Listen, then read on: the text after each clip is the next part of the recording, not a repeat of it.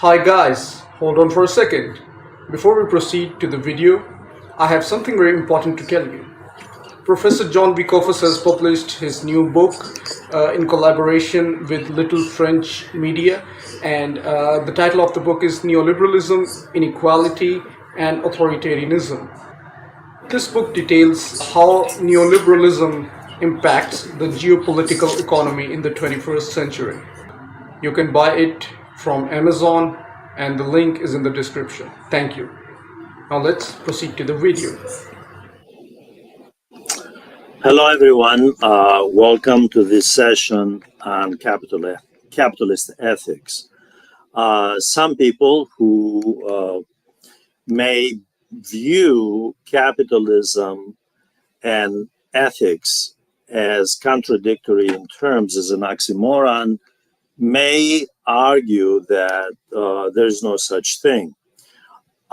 In fact, the apologists, and there are many more of those than the critics, the apologists of capitalism believe that capitalism is indeed based on an ethical foundation.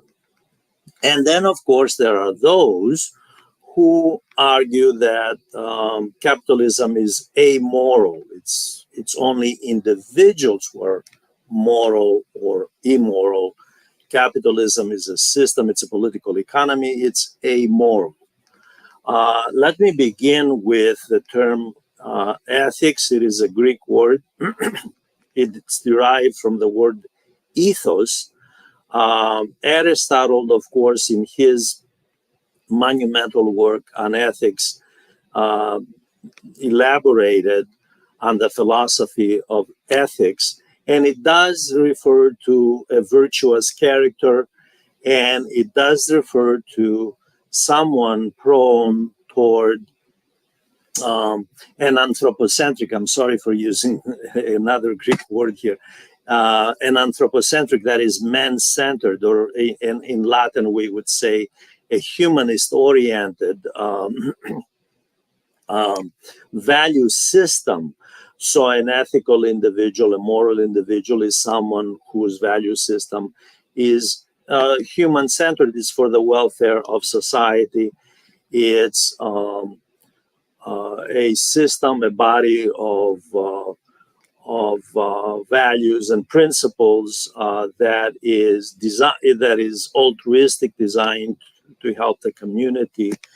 And the other great philosopher I'm just going to mention these two, Aristotle. The other, of course, was Roman Cicero, a monumental thinker in the Stoic tradition.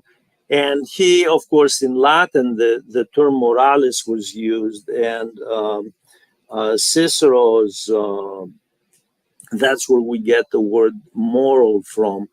And Cicero basically had more or less the same view as Aristotle. I would say even more humane-oriented than Aristotle. So that's as far as the word. Now, a point of caution here with regard to the question of ethics, because many people, including, by the way, those who may have taken a college course in philosophy of ethics as undergraduates. The fact is that there is such a thing in the larger domain called ethical relativism. Now, what does this mean? Well, ethical relativism refers to the fact that ethics is culturally rooted. It is defined by any given group based on their principles and values and culture. For example, some people may be shocked to learn, I'm sure this is going to be something that they don't expect, that Nazis actually believed that they had a body of ethics.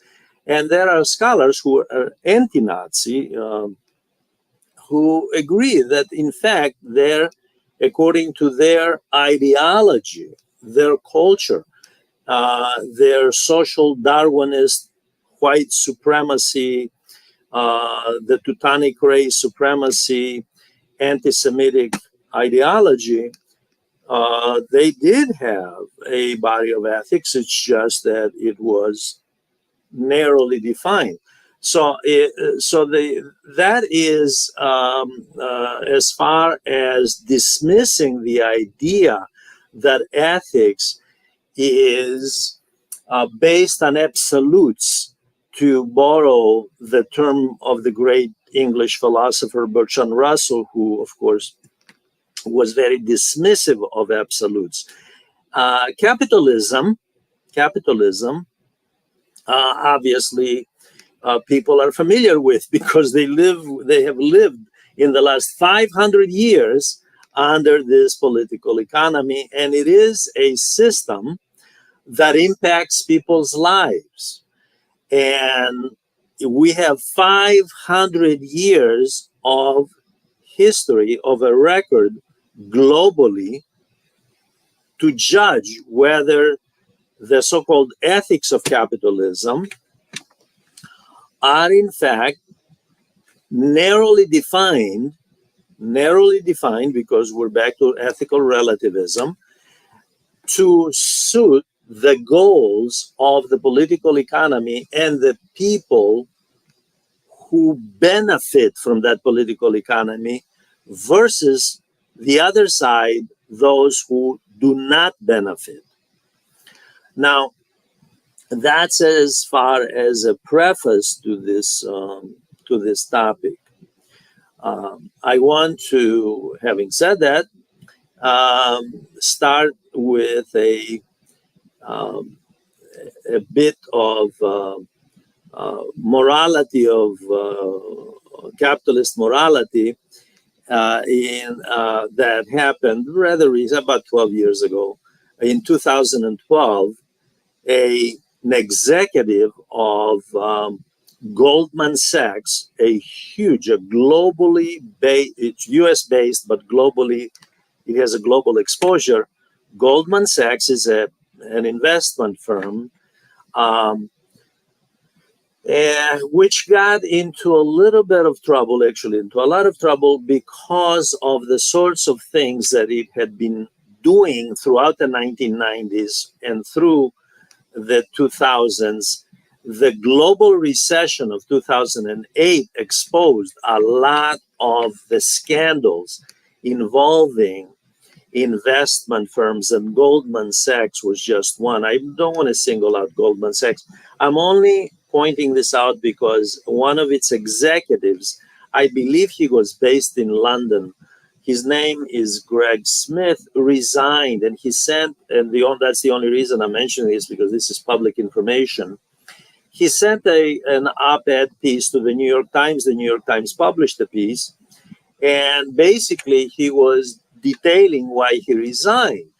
He argued, and then he reaffirmed this same argument. He repeated it in a CBS News program that some of you may be familiar with, called 60 Minutes, to Anderson Cooper. And he repeated this much later, that he resigned because he believed that this was a company that was on the up and up. It had a body of ethics, that business ethics, that he believed were honorable, and he joined the company with that kind of enthusiasm. Now, some of you may argue, well, he was a Boy Scout, because capitalism doesn't operate in this manner, especially high finance. It's dog eat dog, and it's aggressive. Obviously, he was fairly up in the hierarchy, because I believe he claimed he managed $1 trillion in assets, both private sector as well, corporate money, as well as government. And he was particularly upset with two cases which involved the public sector. One was Britain and the other was Greece. In the case of Greece, that case is, you can find a lot of information on this if you search the web. The government back then in the 2000s, hired Goldman Sachs to basically cook the books, as we say. Cook the books means to convert what was actually debt into assets. And they did it. Creative accounting. It's called creative accounting. Unethical and illegal, by the way.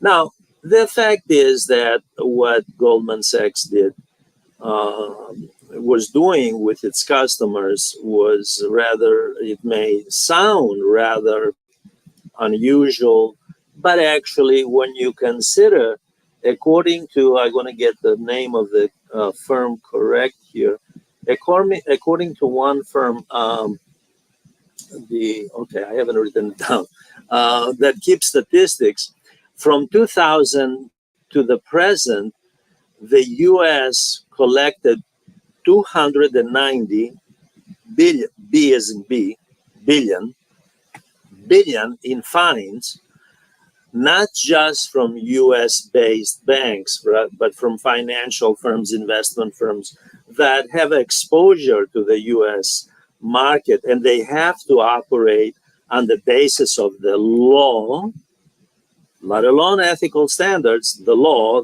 by the way, is different from ethical standards. Ethical standards may influence the law, as we will see, going back to Mesopotamia and the Code of Hammurabi. But the fact is the law, and violating it, if a firm or an individual is caught, there is a penalty. And 290 billion over a 24-year period.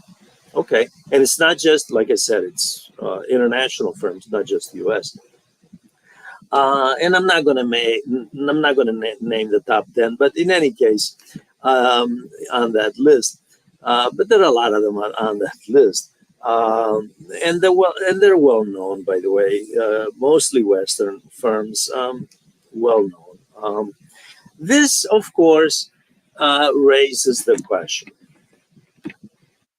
what kind of ethics is this when the government, which supports capitalism, whose policies are designed to buttress the capitalist system under the neoliberal model as it has existed since the Thatcher-Reagan decade, the 1980s, what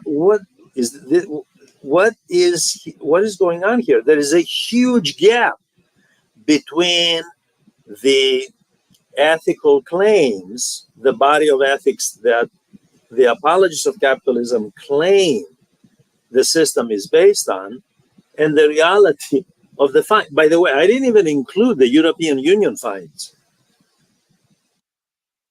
We are talking about mass violations, okay, with banks doing everything from money laundering, okay, drug money included, by the way, to rate fixing, okay, to pushing products to customers to buy them when they were in fact selling, illegal, that's illegal, insider trading, illegal. So never mind ethics, what about the law? The law itself has been chronically violated. Chronically, it's not just now. You can go back and study the history of capitalism. You can see this in the 1920s, which led to the great crash of 29, of the fall of 1929. And then that led to the Great Depression, which was global. So the issue goes back to what ethics are we talking about when the reality with ethics up here, close to the angels, reality down here. You know, it's like Dante Alighieri's Divine Comedy, within the circles of hell. So you have basically the reality and the ideal, and the ideal is, of course, one wonders what is the ideal for, other than to convince the public that capitalism is indeed ethical. Let me point out that throughout the Middle Ages, there was for more than 1,000 years a system before capitalism called the feudal manorial system. Feudal refers to the political relations within society, uh, a decentralized system where the central government had very little power. The local lords, the nobility, had the power. The landowning nobility had the power. So the nobility's relationship with its vassals, the knights, okay, whereas feudalism refers to the economic relationship of the estate owners and the large landowners and their peasants, and especially serfs. Serfdom was much wider, much broader in some countries, for example, in France, less so in Germany, what we call today France and Germany, by the way, because there was a decentralized system, the Carolingian Empire, which encompassed both, and more lands.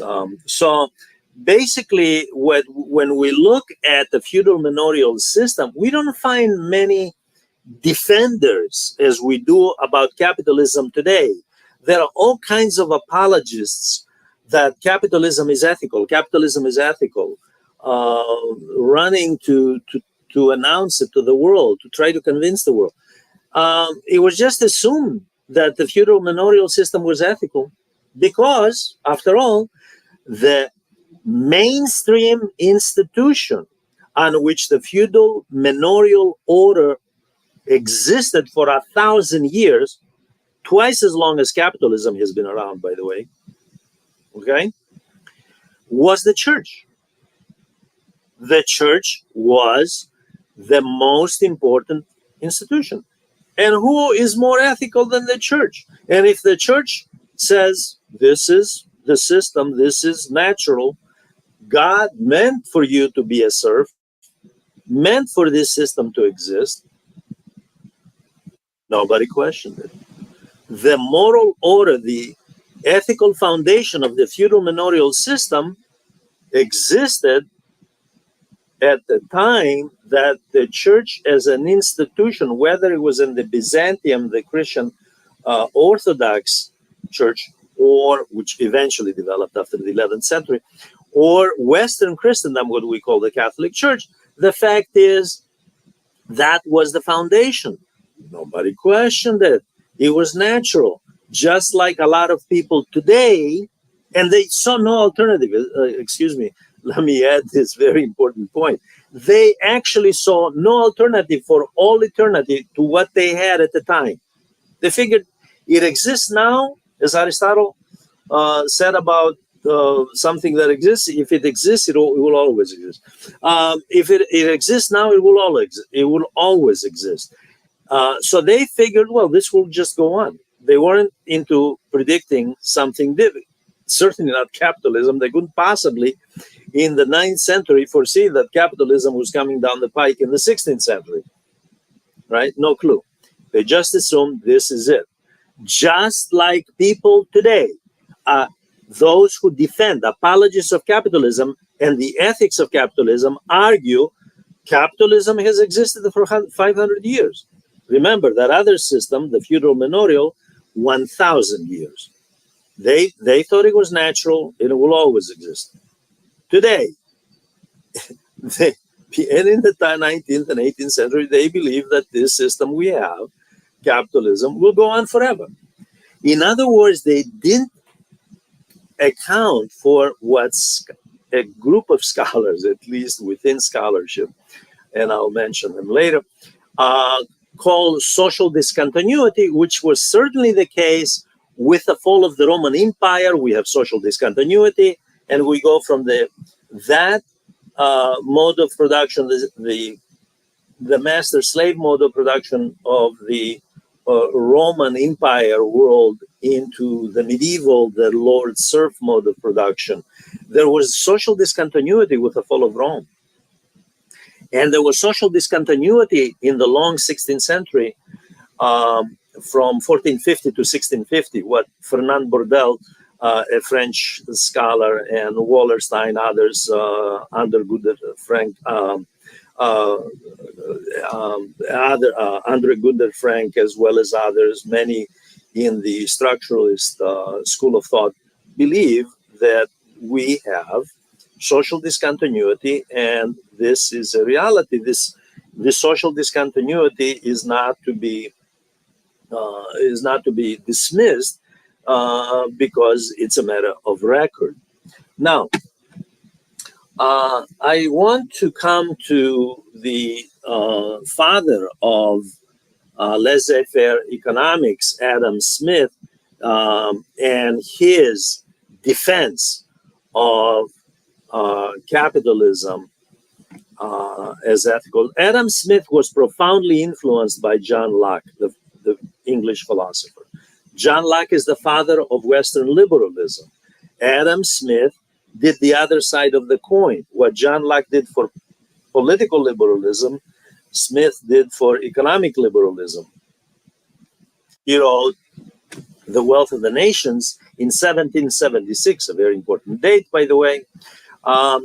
He wrote The Wealth of the Nations, where he basically argued that individual pursuit of profit actually helps all of society. It contributes to the welfare of society, because the individual, and common sense, he was absolutely right, the individual is not up there on the mountaintop by himself or herself. The individual operates down here. The individual makes shirts or shoes or works on the land, has cattle on a farm and wheat and so forth.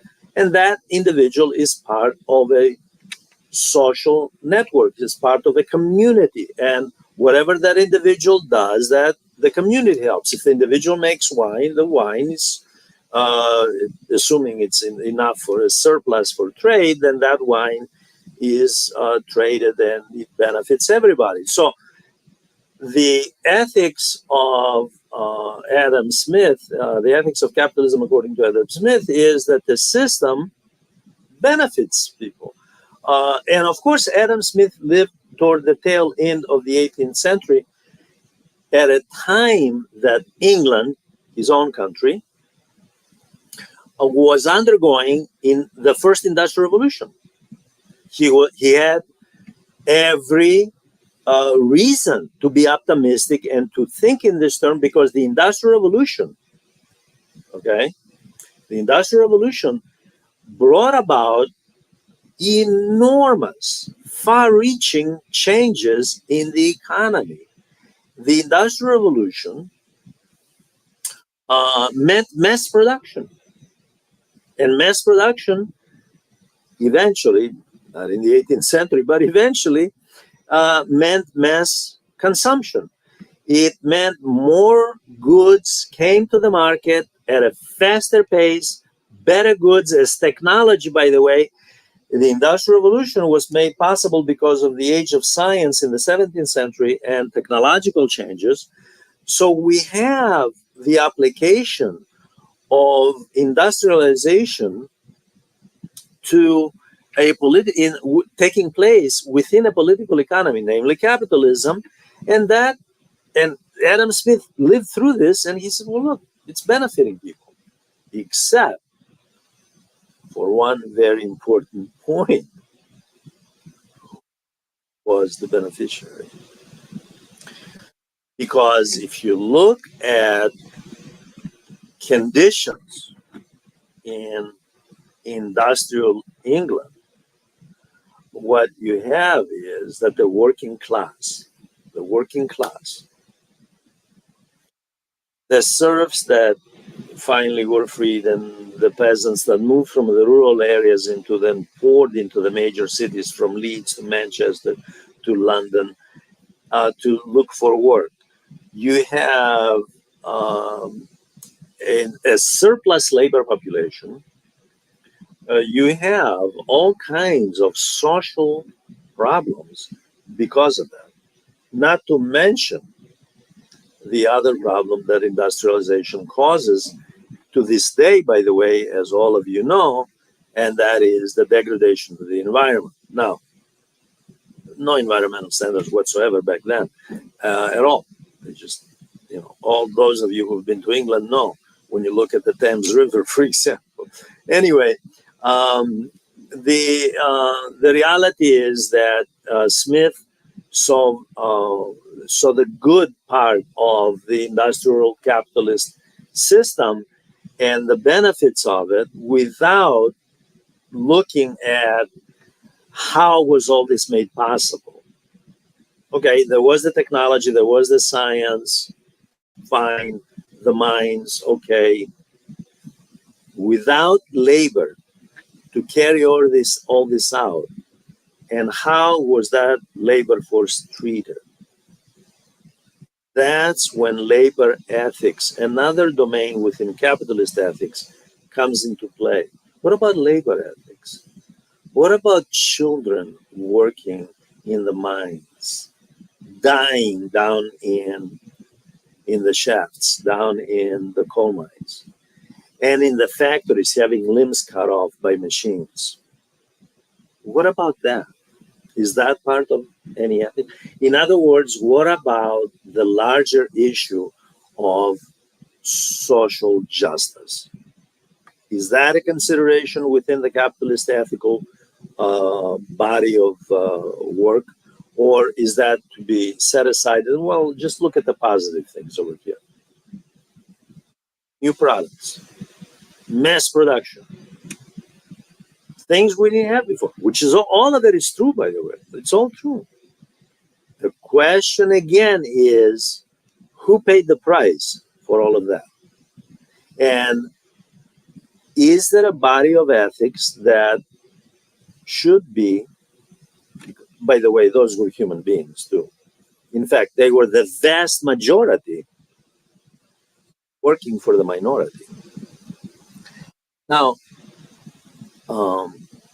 eventually, people in Adam Smith's country, like Robert Owen, came along and saw all of this for what it was. Robert Owen was an industrialist, an innovator, and he agreed all the criticism that I just laid out. He agreed that's exactly the way it was. He was a factory owner. He agreed that the problem in the system, which was essentially unethical because it did not take into account labor, the people producing, making capitalism possible, by the way. Without labor, capital produces nothing. Labor is the catalyst. Owen realized that. He stopped child labor. He built schools. He sent children to school instead of having them work in his factory. He paid his workers a good wage. He agreed that it was unethical. The process of what we call capitalist appropriation, that is the appropriation is another word for stealing, by the way, of the owner taking the income from the workers and basically appropriating for himself, privatizing what is produced publicly by labor and not compensating them. He compensated them well. His experiment was studied and he influenced, by the way, socialists. This is sort of an enlightenment capitalist thinking. And enlightened capitalism has been around for a long time. And in fact, it influenced even major corporations in the United States in the 19th and 20th century, as well as in England and Europe, by the way. It influenced other capitalists. Enlightened capitalists, capitalist companies like to think, by the way, that they are doing something more. But the fact is, Robert Owen set the standard.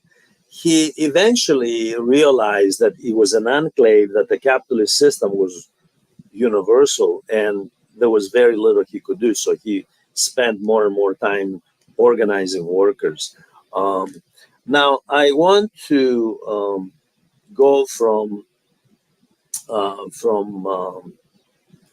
Robert Owen to those who argue that capitalism is actually amoral. It's not moral, it's not immoral. Their argument seems valid that it's not, you can't expect the system to be like this. It's just a system that operates on its own, as though it was sent down by the heavens. It was then sent down to humanity. That human beings are moral or immoral. The system is fine. It's supposed to work the way it is in order to achieve a certain result, which is good enough. Fine, that's fine. The argument was, still is, that the individual, if there is an individual, and this is a very old argument, if the individual within a capitalist enterprise, within a business, is corrupt, just like, and if an individual within the Catholic Church is corrupt and does unethical things, not supposed to, that's not the problem of the Catholic Church. That's the problem of the individual. Well, that is an interesting thing. The individual who resigned from Goldman Sachs and sent a letter, public letter, an op-ed piece to the New York Times in, I think it was June or February, I get it mixed up, but anyway, of 2012, that individual actually tried to be ethical. He said, wait a minute, what are we doing here? He saw the company as unethical. And then the company, of course, was operating within a larger framework that is a global system, a competitive global system. So the argument here is the system making the individual immoral, or is the individual solely responsible if that individual deviates from what is otherwise an ethical system? A fair question. Here's where critics come in. Critics of capitalism argue that the system, the structure, is innately unethical because it is based on one goal alone: profit. If the only goal is profit, that means we exclude everything from human rights, like child labor, for example. That's a human right violation according to the United Nations. I've mentioned this in another session, which dealt exclusively, in two other sessions actually, which dealt exclusively with child labor from the ancient times to the present, to the chocolate industry of today. Now, it also means discrimination based on religion, race, what have you, ethnicity. You can use that if it's going to get you a higher price, higher profit. How about the ultimate form of unethical conduct within capitalism, which is not theoretical, but it actually took place? From the 16th century to the 19th century, slavery. Millions of people. Where did the money go? Into the pockets of capitalists. Not just the slave owners, by the way. People may think, well, the cotton plantation down in the South. How about where the cotton was sent? The manufacturer in England. That individual benefited from low price of the raw material. How about that? How about colonial labor, by the way? Because Egypt and India also were English colonies. And that labor was, where is the ethics for that? So if the system is designed to maximize profit, it will chase the lowest cost of labor. This is a maxim in the logic of capitalism. Of course, if I'm a capitalist, I'm not going to pay the high. Robert Owen was the exception, by the way. I'm not going to pay that. I'm going to pay the lowest so I can get the largest possible profit. And my argument is going to be that's ethical too because I'm going to reinvest. That's what they constantly tell the world. I'm going to reinvest so I can hire more workers. I'm doing it for society, you see, when in fact the profits go to the shareholders. And you can follow the line. You can follow the money on this one, by the way. There's no mystery on this. Okay? Yes, they reinvest, and then they make more on the basis of capitalist appropriation. The fact is they pay the lowest possible uh, wage that they can get away with. And that is an inherent element in capitalism, which critics argue is unethical. Okay. Now, if the social contract, and here's where we come to structural issues, is intended to have capitalism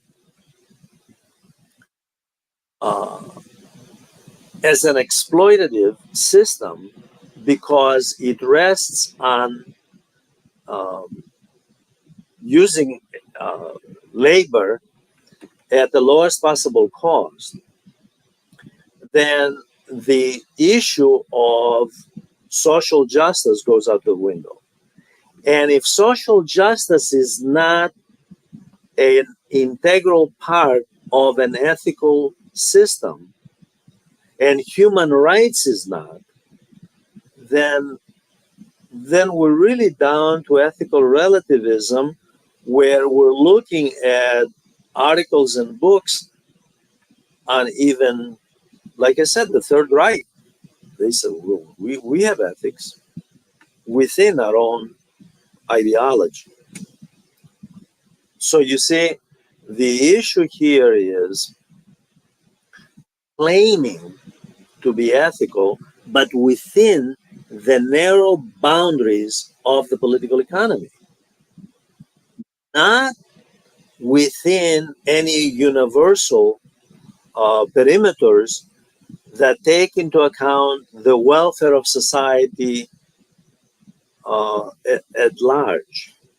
Not that, because there the system fails. It has a 500-year history of failure. Like I said, the worst crime of all, of course, was slavery. The second worst crime, to the degree indirectly, that's why I put it second, although it should really be first. The second worst crime, because of the indirect role of capital, is war. Capital is behind, has always been, the manufacturers of weapons, the banks making loans, okay, to the manufacturers, the banks making loans to governments that are at war. I mean, World War One is a perfect example. The reason the U.S. got involved in World War One under Wilson is because American banks in New York City had extended the majority of the loans to the French and the British. So the U.S. had to go to war on the side of the French and the British against Germany. So the banks, this is part of the reason, by the way, not just that, but the balance of power of Europe obviously was very important. The U.S. did not want Germany to upset the balance of power in Europe. But this is part of the reason. So profit making led to that conflict. That's not ethical. Going to war for profit. I don't even want to go into the present examples and how the arms manufacturers of the Western world, as well as banks, by the way. I read a recent article in a French newspaper just recently. One of the biggest banks in Europe, I'm not going to mention the bank, one of the biggest banks in Europe, a major financier for the war economy of Israel since back in October, right? Going before that, but especially since October. Now, we know what the ruling of the International Court, Criminal Court is about Israel's war. It's genocide, and it's continuing. Okay, and we know the corporate interests involved in the Ukraine, Western corporate interests involved in Ukraine. We know if we study them, if we look at, if we do some research, by the way, believe me, there are corporate interests behind that too. So not that the other side, by the way, is made up of angels, the Russian oligarchs. It's just the Kremlin-linked oligarchs. I'm not excusing anyone, any party here in any warring conflict at all. I'm just saying that where's the ethics? Where are the ethics here? Making a buck at any cost from slavery to war, that's it. That now that's already all of a sudden that's ethical. Why? How is that contributing to the welfare of society? This is important to keep in mind, and this is why I started this session today, pointing out that you have to think about ethical relativism, because you can have a body of ethics for just about anything, because ethics doesn't come from the planet Mars. It doesn't come from, it's not the Ten Commandments, although the Ten Commandments was a body of ethics. It doesn't come from there. People make it to suit their institutional interests. And this is exactly what capitalist ethics is. Capitalist ethics is a body of principles, ethical, to a stretch, to suit the institutional interests. Now, I want to move on to a great thinker, Norwegian American thinker, Thorstein Veblen from the Progressive Era. One of the reasons I always like Veblen and his work is because he and the philosopher John Dewey and the great American historian, one of my favorites, now his name escapes me, I'll think of it, who wrote an economic history of the U.S. Constitution. They founded the New School in New York City. The New School is one of the great institutions, and a group of scholars founded that school. Veblen was a sociologist, and he was not a Marxist. He came during the Progressive period, and he saw during the Progressive period was from 1900 to 1920, 20-year period. For the US, it started in Europe earlier, by the way. In the late 19th century, like say from 1880 to 1900, this is an era called the era of cartels and monopolies, and it coincides with the era of imperialism, wars of imperialism, which lead, by the way, to World War I. Veblen came out, a Norwegian American from lived up in the upper Midwest, up there, I think in Milwaukee, who was influenced by this trend. The reason I mentioned Milwaukee is because Wisconsin was the key progressive state, by the way, in the U.S. During the Progressive era. Veblen comes along and argues that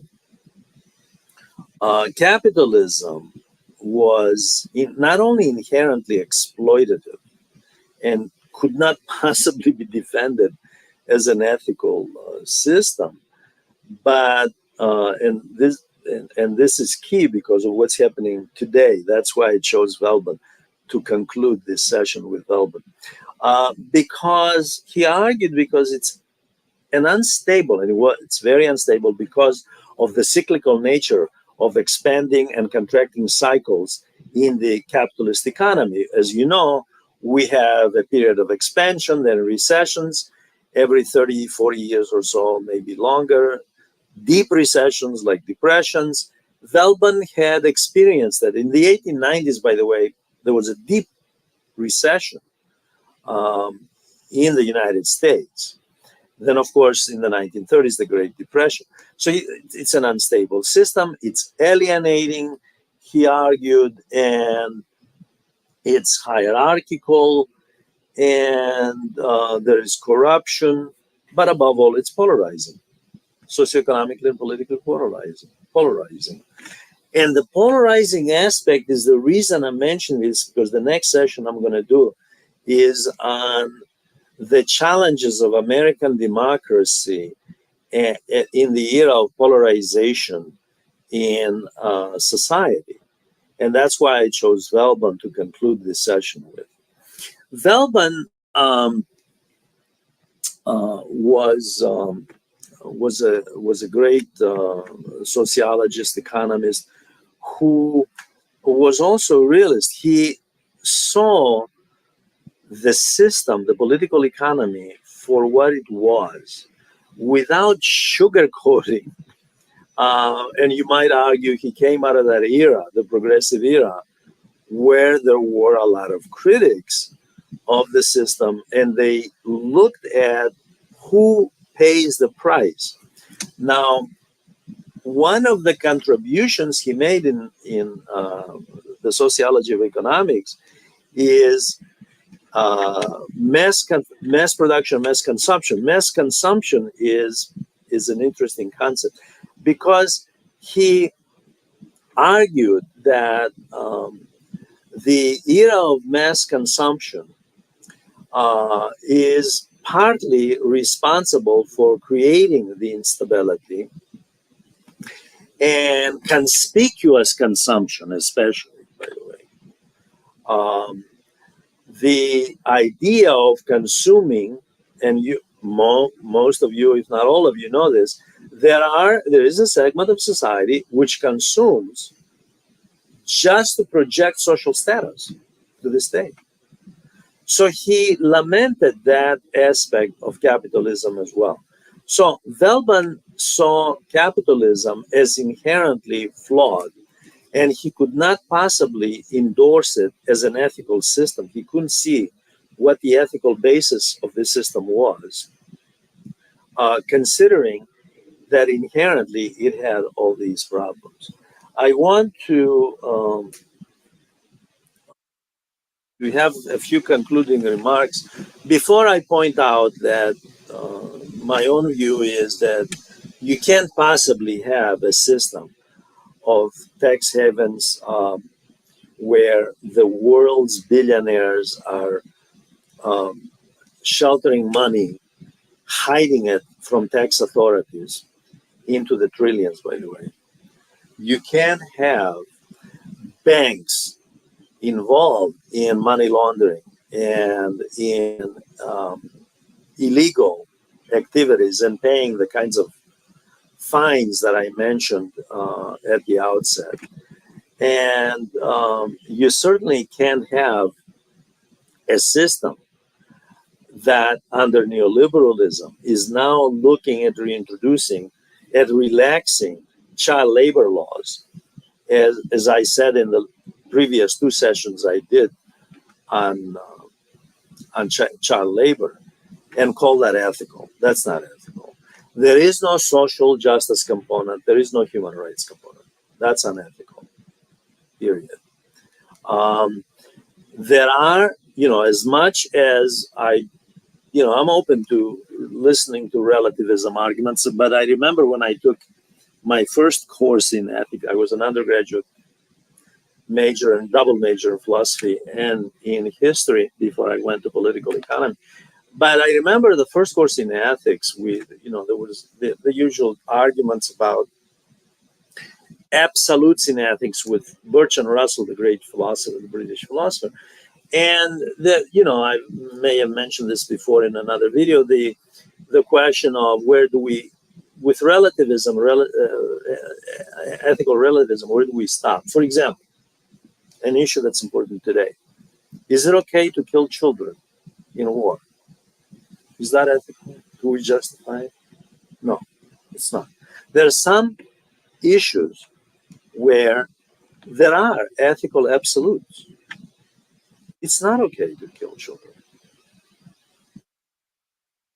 You can't, there is no possible way, can't say it's collateral damage like many uh, in politics and the media and analysts try to argue.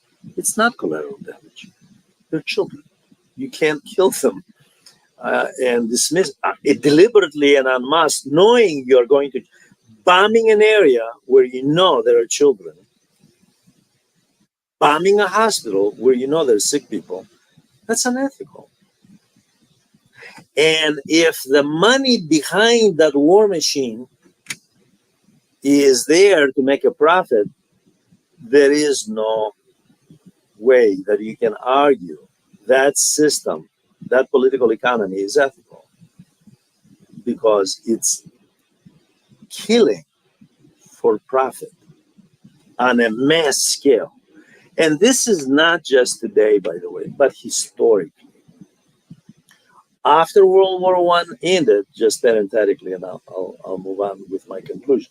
After World War One ended, a lot of Americans wanted to know, why did the U.S. enter the war? And they wanted to know, who were the war profiteers back then. Believe me, they were war profiteers. Okay? And they were right. They were right to ask these questions. Who was making money from mass destruction? Okay? Now, I want to bring up the issue of ethics and see ethics and capitalism, and see if we can redeem the system. Philanthropy. Some argue, wait a minute, what about philanthropy? A Greek word, by the way. Philos means friend, lover of. Anthropos is human, love of humanity. Anthropy means loving humanity, giving for a good cause to humanity.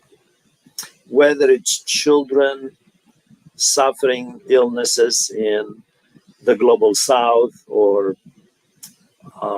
whoever destitutes, refugees, worthy causes. Philanthropy is usually linked to billionaires and multimillionaires. Who else would have the money? The first question is, where did that money come from? Was that ethically acquired? Okay. Under capitalism, that's a question mark.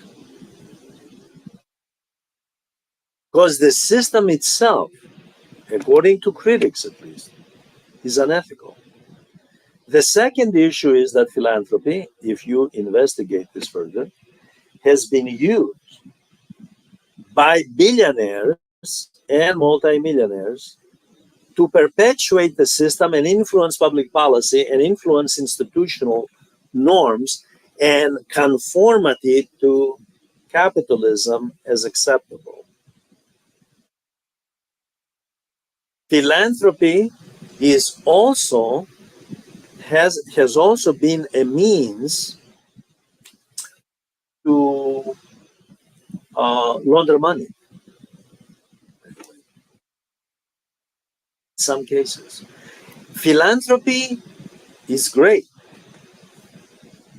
I have no problem with some billionaire giving money to feed the poor in East Africa, in anywhere in sub-Saharan Africa, or anywhere in the world in Central America. It doesn't matter where it is. No problem at all. In fact, in the more immediate aid, for example, in Gaza, where it's needed. However, how do we know that those same monies did not come from the exploitation of those same areas and those same people. Selling weapons or having investments in weapons manufacturers who bomb those people and then sending them a small percentage of aid to placate your conscience is immoral. That's the epitome of immorality. Now, last word on where capitalism and its ethics are going. Capitalism, as I've stated in other sessions, is riddled by enormous contradictions within it, within the system, especially under the neoliberal phase right now.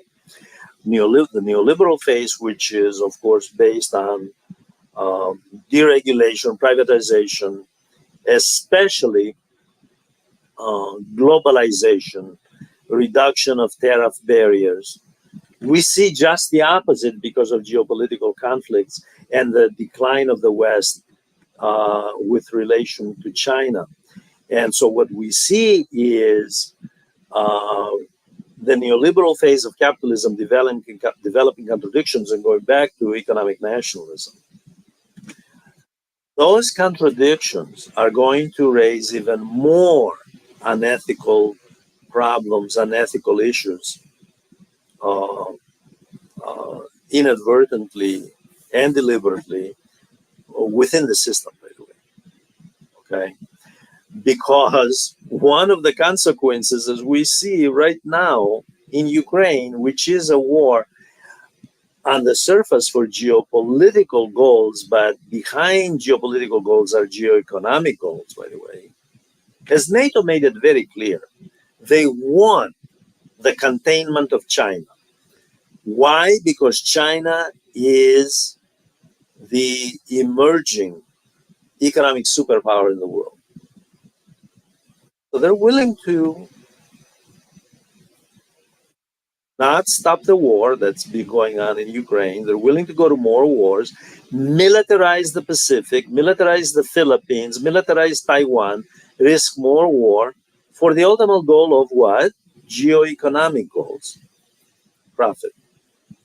So we are going to see more unethical aspects within capitalism, while apologists of capitalism are going to insist that it's an ethical system. Besides, they will argue there is no alternative.